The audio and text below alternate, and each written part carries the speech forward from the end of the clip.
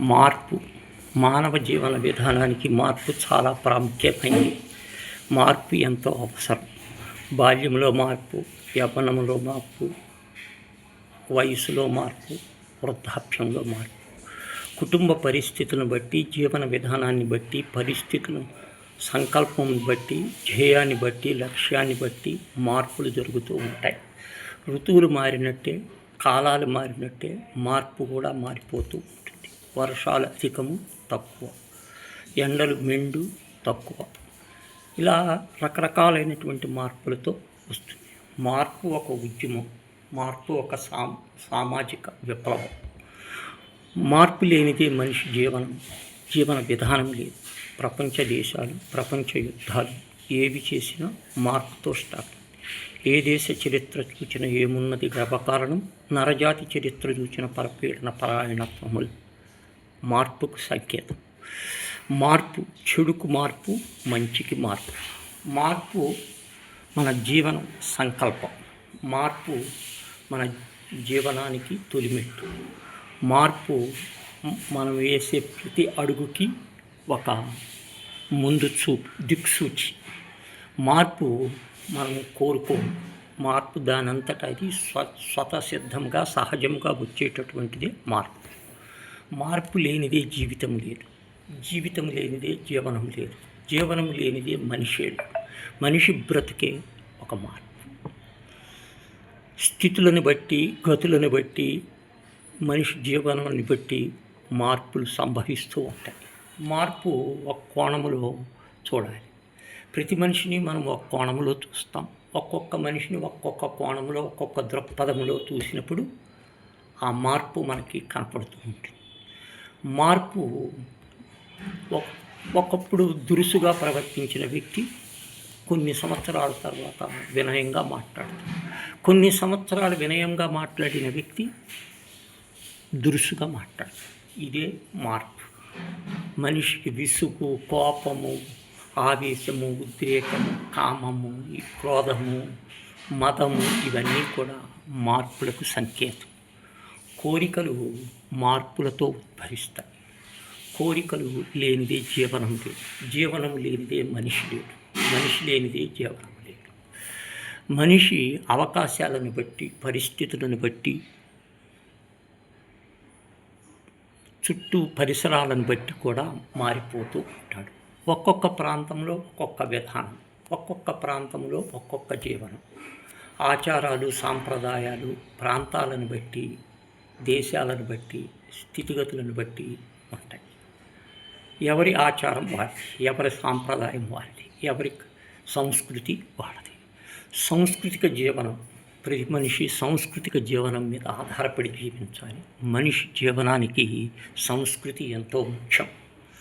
మనం మంచి నేర్చుకోవాలనుకుంటున్నాం. మంచి చూసి నేర్చుకోవాలి. మంచి వాళ్ళ పక్కన స్నేహం చేయాలి. మంచిని మనిషితో జీవించాలి. అంతేకాని మంచి నేర్చుకుంటే రాదు. పరిస్థితులను బట్టి, కాలాన్ని బట్టి, చేసే స్నేహాన్ని బట్టి, మనకు దగ్గర ఉండే సంబంధాన్ని బట్టి మంచి వస్తుంది. మంచి కూడా ఒక మార్పు. మార్పులో ఒక రకం మనిషి బుద్ధులు, మాటలు రకరకాలుగా ఉంటాయి. కొందరు వెక్కిరించేవాళ్ళు, కొందరు సున్నితంగా మాట్లాడేవాళ్ళు, కొందరు మాట కఠినముగా ఉండేవాళ్ళు, కొందరు దయాజాలి కలిగిన వ్యక్తులు, కొందరు సూటిపోటి మాటలు, కొంతమంది కుళ్ళుబోతు తనం, ఎదుటివాడిని ఏడిపించటం, ఎక్కిరించటం ఇవన్నీ మార్పులతో సహజం. వాటిని మనం పట్టించుకోకూడదు.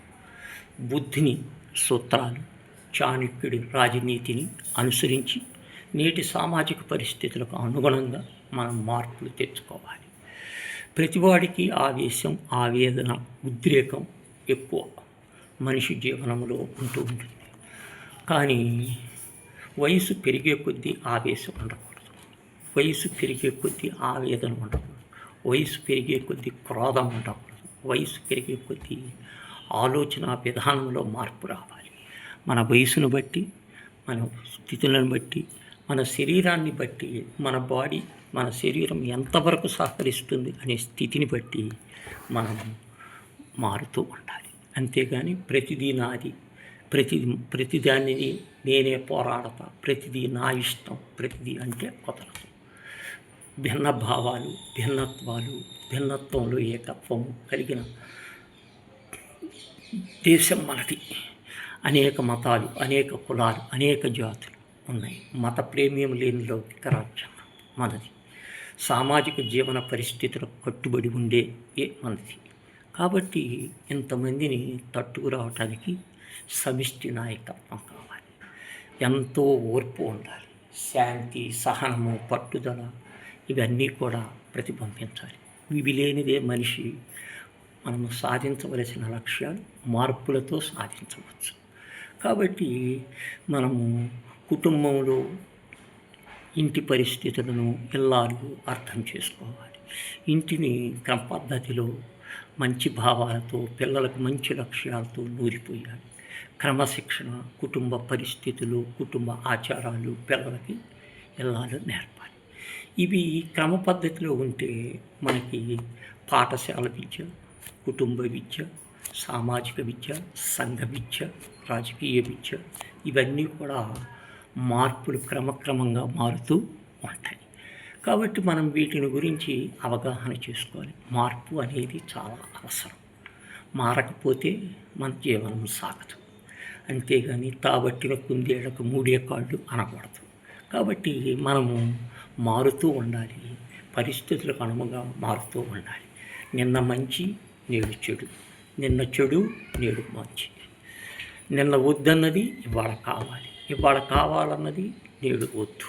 ఇవే మనిషి నేర్చుకొని మారుతూ ఉండాలి. వీటినే మార్పు అంటారు. మార్పు ఒక మహోద్యమం, ఒక సామాజిక విప్లవం, ఒక సంఘ చైతన్యం.